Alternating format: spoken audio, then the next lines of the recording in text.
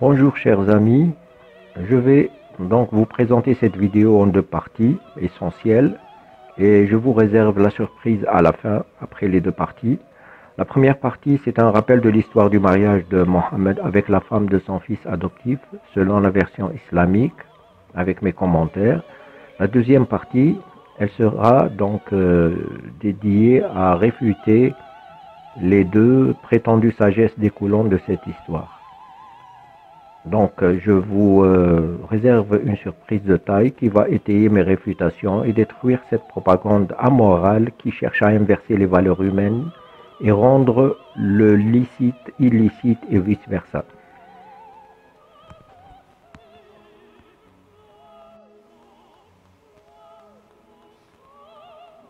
Qui est Zayd, le fils adoptif de Mohammed? Quand Mohammed à la Mecque était marié avec sa première femme, la riche commerçante Khadija, il avait acheté Zayd comme esclave. Zayd était petit et le traitait comme son fils, au point que lorsque son père Al-Haritha, originaire du nord de l'Arabie, vint pour le ramener dans sa tribu, Zayd déclara qu'il préférait demeurer esclave chez les bons maîtres comme Mohammed et Khadija. Mohammed le libéra de sa position d'esclave en l'affranchissant. Il l'adopta avec Khadija comme leur fils et à l'époque le serment se faisait devant la Kaaba qui était le temple de la Mecque et qui était à l'époque encore rempli d'idoles, comme le prétend la version de l'islam bien sûr. Alors le père adoptif annonce solennellement que l'enfant est devenu son fils, donc il s'engage à le faire hériter et lui donner son nom. Et dès lors, on a commencé à l'appeler Zayd, le fils de Mohammed, et ce pendant 25 ans, jusqu'à l'événement qu'on va raconter par la suite. وكان النبي عليه الصلاة والسلام واحدا ممن تبنى. شاء الله سبحانه وتعالى أن يقوم النبي عليه الصلاة والسلام بالتبني. أمام هذا الموقف لم يملك النبي عليه الصلاة والسلام إلا أن يقف عند الكعبة والناس مجتمعين يقول أشهدكم أن زيدا هذا ابني يرثني وأرث خلاص ده ابنه. يقول أشهدكم أن زيدا هذا ابني يرثني وأرث خلاص ده ابنه. فأخذ النبي بيد زيد وخرج إلى الطريق وخرج إلى الكعبة ورفع يد زيد وقال يا معشر قريش اشهدوا من اليوم زيد ابني يرثني وأرثه اشهدوا على ذلك يا معشر قريش ليدعى من ذلك اليوم زيد بن محمد. فأشهدكم بأنه حر وأنه ابني يرثني وأرثه ومن ذلك اليوم سمي زيد بن محمد.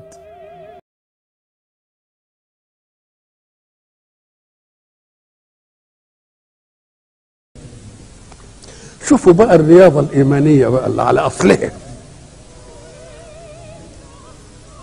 كان رسول الله إذا غاب زيد يذهب فيسأل عنه، زيدنا بقى ما جاش ليه؟ فذهب مرة فرأى زينب، فلما دخل عليها ووجدها كده مشغولة في شغل البيت ومش عارف إيه، وهي كانت يعني كويسة كده، قال تبارك الله احسن الخالقين. زي ما تشوف بنتك لابسه حلوه تقول ما شاء الله ايه الحلاوه دي، ايه مش ده اللي بيحصل؟ وبيفتح نفسها من الحاجه اللي عملها فيها الاول، انه وداها هنا وقعدها وعارف انها قاعده على مضض، فالراجل بيفتح نفسه طبعا. فلما جاء زيد قالت لقد جاء رسول الله وسال عنك وقال لي تبارك الله احسن. فقال لها يا زينب ما احسن لي يكون الرسول يعني انت جيت في قلبه، اطلقك يا زينب ورسول الله يتجوزك. قالت له اه واذا طلقتني اتزوجني رسول الله.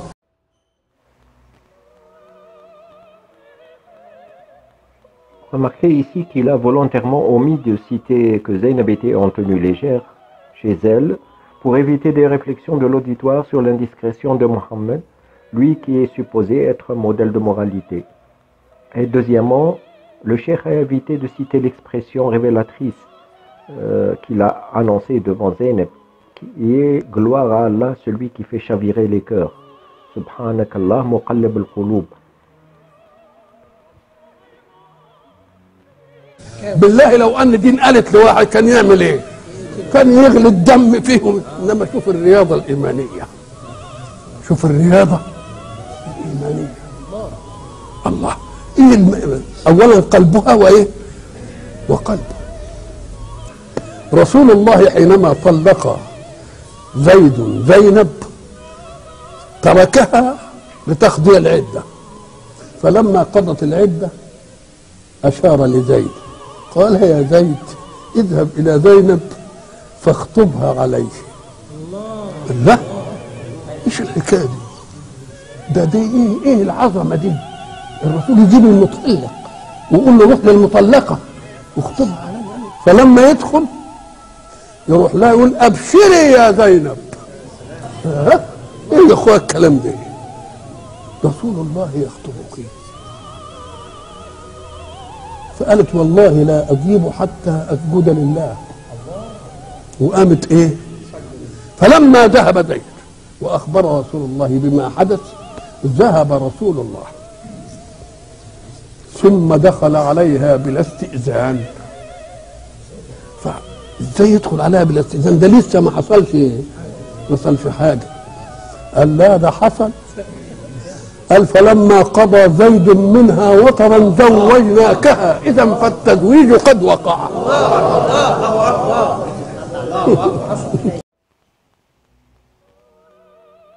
Vous avez constaté que le prophète n'avait plus besoin de mariage et de témoins pour entrer chez Zaynab. Il l'a considérée comme sa femme.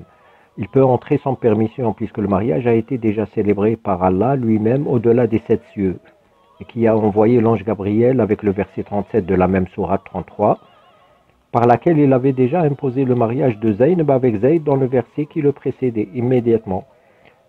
Zayd connaissait donc les penchants de son père adoptif et son engouement pour les femmes. C'est pour ça qu'il a vite compris qu'il fallait céder son épouse au prophète parce qu'il la désirait. Et son désir ne vient pas du hasard. Il y a le verset 50 aussi qui est dans la même sourate.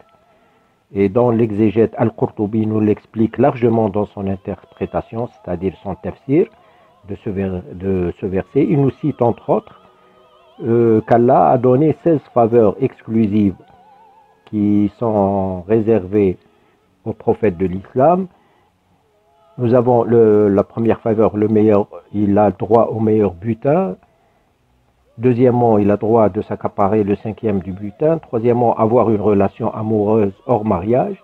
Quatrièmement, avoir plus de 4 épouses. Cinquièmement, avoir une femme par don de sa personne, c'est-à-dire son mariage. Sixièmement, mariage sans acte. Septièmement, il a le droit au mariage sans tuteur pour les femmes. Septièmement, il a droit à un mariage sans dot. Huitièmement, il peut avoir des relations sexuelles pendant le pèlerinage. Neuvièmement, il n'est pas tenu par la promesse entre les époux. Et dixièmement, si son regard se pose sur une femme mariée, son époux doit la divorcer et elle devient licite pour le prophète. C'est le cas de Zayd selon plusieurs savants de l'islam. Moralité de l'histoire, l'action considérée noble et miséricordieuse par l'ensemble de l'humanité a été sacrifiée par le prophète de l'islam juste pour justifier une passion charnelle qu'il a pris pour la femme de son fils adoptif Zayd. Alors que cette décision d'abolir l'adoption aurait pu être prise sans toute cette mise en scène et sans que son fils adoptif en soit la victime.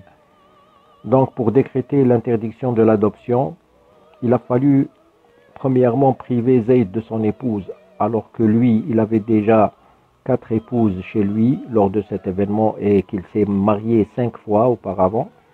Deuxièmement, il a pris Zaynab en tant que 5e épouse, alors que pour les autres, il a instauré la loi de 4 épouses au maximum. Troisièmement, il a ôté à Zayd le nom qu'il portait pendant 25 ans.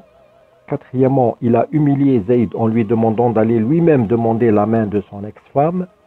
Cinquièmement, il a failli à son engagement solennel qu'il a fait dans la Kaaba devant les membres de sa tribu. Sixièmement, et enfin, il a fini par envoyer le pauvre Zayd en l'an 629 à la bataille de Mouta contre les Byzantins, où Zayd a perdu la bataille et a perdu la vie. Voilà. Donc, pour passer, nous passons directement aux 2 sagesses derrière le mariage de Mohammed et Zaynab. La sagesse numéro 1, donc le plus noble selon cette chaîne est le plus pieux.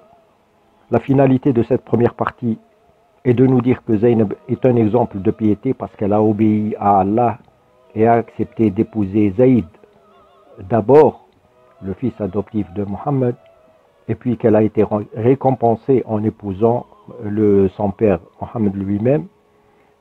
Écoutons ce qu'il dit.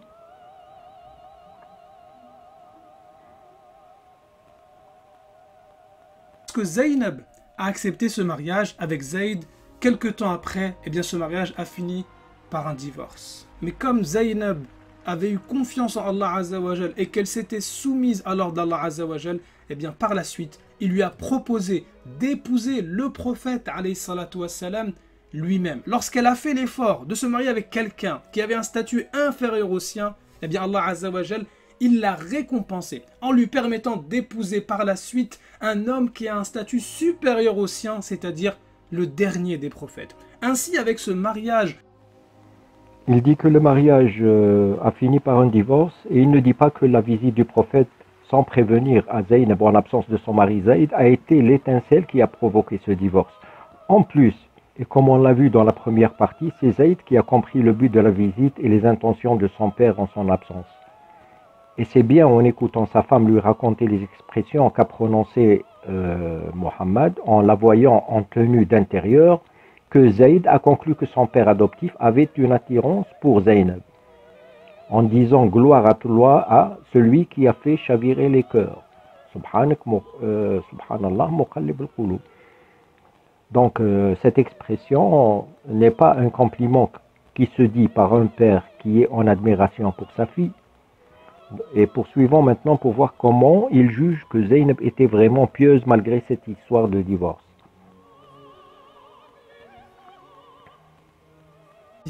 il nous décrit qui sont les croyants finalement, les musulmans et musulmanes, croyants et croyantes, obéissants et obéissantes. Vous voyez ici, il n'y a pas ceux qui ont les meilleurs parents, ceux qui ont les meilleurs noms.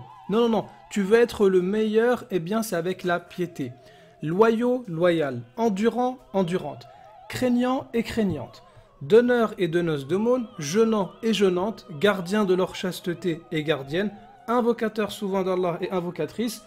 Allah a préparé pour eux un pardon et une énorme récompense. Ainsi, c'est pas parce que tu as le meilleur prénom, les meilleurs parents, le meilleur pays que tu es meilleur auprès d'Allah Azza wa Jal. Si tu veux être le meilleur, eh bien crains Allah Azza wa Jal plus que les autres. Et Zaynab, justement, elle qui se considérait meilleure de par sa tribu, par la suite, elle a été meilleure de par sa religion. C'est ce que nous dit Aïcha radiallahu anha dans le Sahih Muslim, qu'elle n'a jamais vu quelqu'un de meilleur en religion que Zaynab. Maintenant, il existe une autre sagesse. Donc je ne sais pas comment il analyse les choses, mais les qualités qu'il vient de citer dans le verset, la plupart ne sont pas présentées chez Zaynab. D'abord, la légèreté avec laquelle Zaynab a réagi pour donner son accord à la proposition, alors qu'elle est encore la femme de Zayd, ne reflète aucune qualité d'endurance ni de patience, voire aucun respect pour son mari. Puis Zaynab a sauté sur l'occasion dès que Zayd a fait la réflexion à haute voix concernant son père et concernant ses désirs et ses intentions. Cela ne reflète aucune piété et aucune loyauté de la part de Zaynab envers son mari, même si elle pense divorcer de lui un jour. Enfin, si la première sagesse pour la chaîne lumière coranique réside dans le fait que la valeur d'une personne chez Allah est sa piété et non le titre que cette personne porte, et que Zaynab, en acceptant la volonté d'Allah de s'abaisser dans son acceptation de ce mariage avec Zayd, puis elle fut récompensée, c'est vraiment un mauvais exemple. Parce que l'humilité prétendue de Zaynab d'avoir accepté d'épouser un homme de classe inférieure est une fausse humilité. En fin de compte, c'est le facteur social dans l'esprit de Zaynab qui l'a emporté sur la piété et la chasteté comme il prétend. À la première occasion, elle a quitté son mari pour épouser un homme de sa famille et de sa classe sociale. Pire encore, c'était son beau-père. Par ailleurs, si tu appelles une récompense d'Allah pour une jeune femme, premièrement, le fait d'épouser un homme qui a l'âge de son père et avec lequel elle sera la 5e épouse. Et troisièmement, qu'elle va se marier avec au moins 4 femmes déjà à son actif. Quatrièmement, cet homme va mourir ensuite 3 ou 4 ans après le mariage. Et en fin de compte, Mohammed va la priver par un verset de se remarier après sa mort. Elle va terminer sa vie seule. Alors dites-moi combien de femmes souhaiteraient être récompensées ainsi. Maintenant passons à la seconde sagesse qui découlerait du mariage de Mohammed avec Zaynab.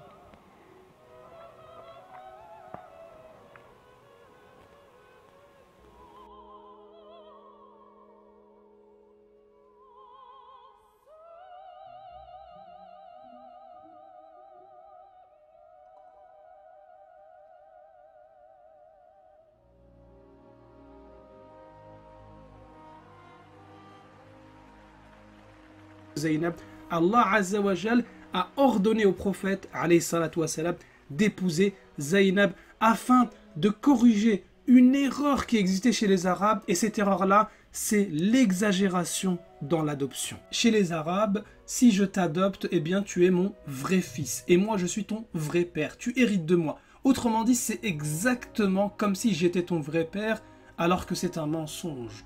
Le fait de considérer celui que tu adoptes comme ton vrai fils, c'est un mensonge et c'est une injustice envers Allah Azza wa Jal. C'est une injustice envers les vrais parents. L'action d'adoption chez les Arabes était un acte noble et bénéfique pour les sociétés tribales de l'époque, depuis des siècles. Les orphelins de parents morts dans des batailles ou par des maladies ou d'épidémies, ces enfants-là trouvaient refuge dans les nouvelles familles. Il n'y avait pas de mensonge, au contraire, les parents de l'enfant étaient, sauf cas exceptionnels, connus par la tribu. Toutes les tribus arabes se connaissaient très bien et connaissaient leur généalogie, comme ils connaissaient les étoiles dans le ciel du désert. Dans le cas de Zayd, le petit connaissait bien son père génétique et son adoption par Mohammed était solennelle et consentie par les deux parties. Comme nous l'avons vu dans la première partie de cette vidéo, l'adoption ne se faisait nullement dans le mensonge et l'injustice. Au contraire, c'était un acte dont étaient fiers les Arabes d'avant l'islam. Allah Azza wa Jal n'a pas permis au prophète alayhi salatu wassalam d'avoir de fils, eh bien c'est pour fermer la porte à la prophétie. Et c'est pour ça qu'on voit dans la suite de Surat Al-Ahzab que le prophète Muhammad alayhi salatu wassalam, il est le messager d'Allah et le dernier des prophètes. Autrement dit, Zayd n'est pas son véritable fils. Alors là, c'est vraiment du n'importe quoi. Allah n'a pas donné de fils à Mohammed parce que Mohammed va être le dernier des prophètes, comme si le fils d'un prophète est obligatoirement prophète. Combien de prophètes dans l'histoire ont eu des fils et ces fils ne sont pas devenus des prophètes? Ce n'est pas parce qu'un prophète n'a pas de fils qu'il sera forcément le dernier. Jésus-Christ n'a pas eu d'épouse ni de descendance et pourtant vous ne croyez pas qu'il est le dernier envoyé de Dieu. Donc mon ami, cette justification n'a aucun fondement dans la réalité. Poursuivons donc cette vidéo. Et pour faire passer le message que les fils adoptifs ne sont pas les vrais fils, qu'on ne doit pas exagérer au point de mentir, une simple parole n'aurait pas suffi. Il ne suffisait pas d'un verset pour que le message passe, pour réfuter toute cette exagération dans l'adoption. Il fallait que le prophète alayhi salatu wassalam lui-même soit un exemple, puisque les actes sont toujours plus forts que les paroles. Alors là, plus il avance dans la vidéo et plus il dit des choses insensées. Mais là c'est grave parce qu'il affirme que les actes de Mohammed sont plus forts que les versets d'Allah et qu'un seul verset ne suffisait pas pour abolir l'adoption. Il fallait que le prophète passe à l'acte. Et pourtant le Coran a interdit bien des choses et bien des actions qu'il a imposées aux croyants sur simple révélation et sur simple récitation de versets par Mohammed, qui les rend illicites. Si Mohammed voulait vraiment donner l'exemple par les actes, il se serait par exemple arrêté au mariage de 4 femmes, comme le dit le verset pour les croyants, et ne pas épouser Zaynab, qui devient la 5e épouse. Par cet acte, il a enfreint 2 règles en même temps, celle de la liberté d'adoption et celle de la limite des épouses qu'il a lui-même imposée aux croyants. Voulu, pour ne pas qu'on oublie Zayd, citer son nom dans le Coran, alors qu'aucun nom de compagnon n'a été cité. Allah Azza wa Jal a voulu qu'aucun musulman sur terre et jusqu'au jour de la résurrection n'oublie le nom de Zayd. Parmi tous les compagnons du prophète, alayhi salatu wassalam, aucun n'est cité de par son nom, en dehors de Zayd, radiyallahu anhu.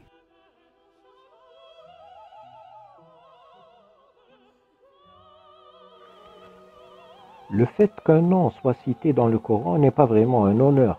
Le pharaon a été cité dans le Coran, le ministre Haman a été cité dans le Coran, Dhul Qarnayn, que les musulmans croient que c'est Alexandre le Grand, a été cité. Abu Lahab, l'oncle de Mohammed, a été cité dans le Coran, et pourtant il était l'adversaire de Mohammed. Les singes ont été cités dans le Coran, les porcs ont été cités, les idoles, Allat, Al-Uzza et Manat ont été cités dans le Coran. Mais tout dépend comment et dans quel contexte Zayd a été cité pour dire que c'est un honneur pour lui. Et ce n'est pas un contexte honorable, désolé. L'expression est quand Zayd a cessé toute relation avec elle, nous te la fîmes épouser. Ce n'est pas très valorisant. Et d'ailleurs, il n'est pas lié à une bonne action, mais à un divorce, une séparation, et ce n'est pas un bon exemple. J'ai réservé le meilleur pour la fin. Voyons la suite des justifications pourquoi il y a eu cette abolition de l'adoption.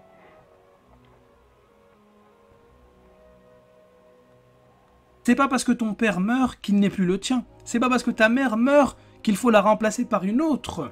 Derrière le mensonge de l'exagération dans l'adoption, si tu lui dis c'est moi ton vrai père, il y a beaucoup d'injustice. Déjà, s'il veut invoquer pour qu'Allah fasse miséricorde à ses vrais parents, il va invoquer pour toi.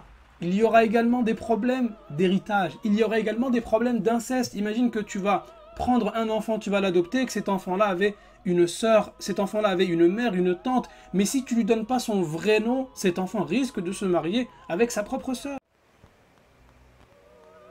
Cher ami, il ne suffit pas de donner des images idéalistes de l'islam comme religion parfaite, qui n'aime pas le mensonge, juste pour jeter de la poudre aux yeux des pauvres croyants. Et surtout ceux qui ne lisent pas et ne comprennent pas l'arabe. Donc il ne faut pas les tromper, il faut leur dire ce qui s'applique dans la pratique, dans la charia islamique, ce qui est reconnu par l'ensemble des savants musulmans, sunnites et chiites.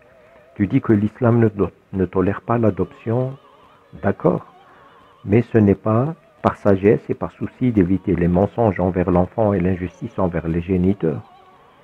Les cheikhs qu'on va écouter vont contredire tes propos parce que tu vas constater par la suite qu'il y a une règle prophétique appliquée dans l'islam par la charia qui s'appelle l'enfant appartient au lit conjugal. Écoutons la suite. لكن بالنسبة للإسلام وضع الحبيب المصطفى عليه الصلاة والسلام قاعدة شرعية أراحتنا وتريح الجميع حيث قال النبي عليه الصلاة والسلام الولد للفراش. الشرع يقول الولد للفراش، هذا ما حكم به النبي صلى الله عليه وسلم. يعني الفراش الزوجية، ما دام المرأة متزوجة فأولادها الذين ولدوا على فراش الزوجية محسوبون على زوج المرأة، هو الأب لهم. وأراد الإسلام بذلك أن يغلق الباب ولا يفضح النساء والأولاد، فأولادها الذين ولدوا على فراش الزوجية محسوبون على زوج المرأة، هو الأب لهم. وأراد الإسلام بذلك أن يغلق الباب ولا يفضح النساء والأولاد.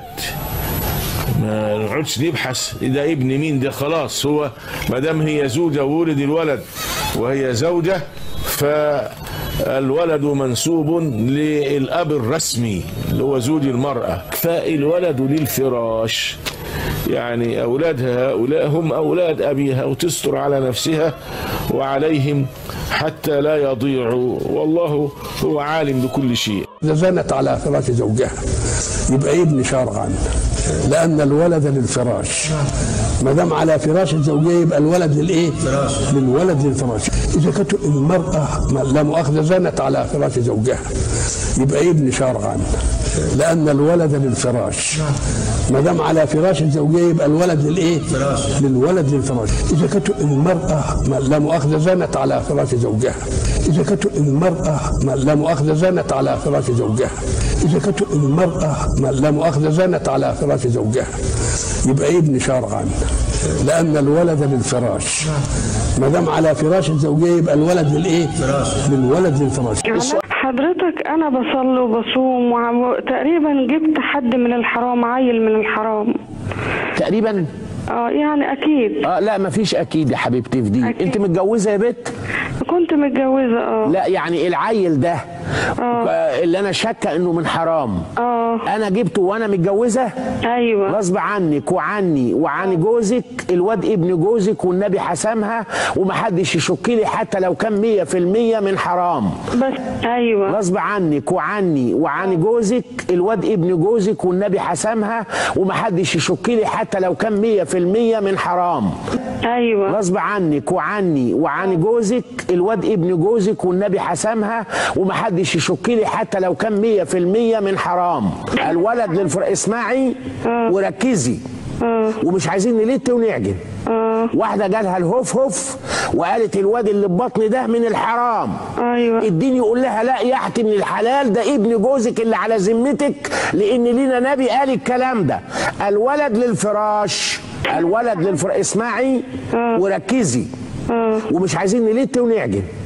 واحده جالها الهوف هوف وقالت الواد اللي ببطني ده من الحرام. ايوه الدين يقول لها لا يا اختي من الحلال، ده ابن جوزك اللي على ذمتك، لان لينا نبي قال الكلام ده. الولد للفراش. Tu as écouté ce hadith qui est devenu une loi dans la charia islamique. Il dit que l'enfant appartient au lit conjugal, c'est-à-dire l'enfant né d'une femme adultère sera légalement aux yeux de l'islam le fils du mari et portera son nom et non celui de l'amant. Que les fauteurs reconnaissent leur acte ou pas, l'islam ne reconnaît pas que cet enfant est illégitime tant qu'il est né sur le lit d'une femme mariée. Vous avez écouté cette femme qui lui dit qu'elle a pratiqué l'adultère pendant qu'elle était mariée et que le fils qu'elle a, il est conçu hors mariage. Cet enfant croit que son père est le mari de sa mère, alors qu'il est le fils de son amant. Et le shirk la dissuade d'avouer, parce que le fils dans la charia islamique est officiellement le fils de son mariage. Même s'il est parti à vous, le fils restera quand même l'enfant du couple légitime, malgré que les parties ont avoué. Donc il faut reconnaître, cher ami, que l'islam, contrairement à ta vidéo propagandiste, encourage la dissimulation et le mensonge en matière de filiation pour éviter les scandales, mais cette façon, il encourage la tromperie. Alors que penses-tu de cette loi et de ce principe islamique? Ne détruit-elle pas la prétendue sagesse que tu imputes au mariage de Zaynab avec le prophète et qui a pour sagesse d'éviter le mensonge envers l'enfant et l'injustice envers les géniteurs?